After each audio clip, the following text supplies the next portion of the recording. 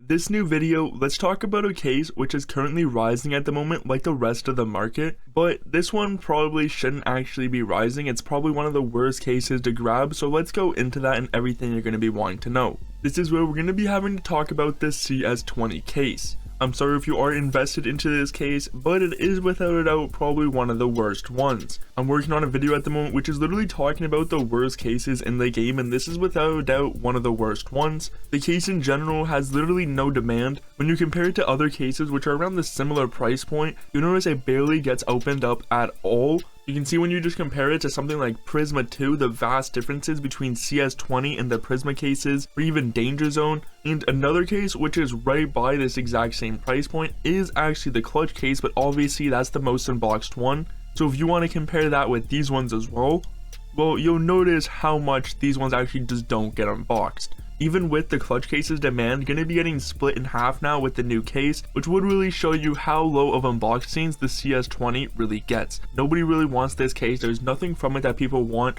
Although the classic knives are pretty unique to this case, that simply isn't enough to hold it up and keep it going. But this is where when you actually go ahead and check out this case's recent performance, you'll see it went from getting around a few hundred sold every single hour to where it began to spike up and get a few thousand sold every single hour, and now is getting sold at over 31 cents. Now you might be wondering, well, this is just some normal performance on the market for essentially any case at the moment, and as that's true, the thing about this CS20 case is that it's so bad that the last time this case was at this price point was over 2 years ago. I mean, when you want to go ahead and check out this lifetime performance, here it is. You can see right here where when this case essentially got announced that it was going rare, it eventually spiked up, hit over 32 cents on June 11th, and then came down and hasn't hit that price point until a few hours ago, where it did reach roughly around 31 cents on the market.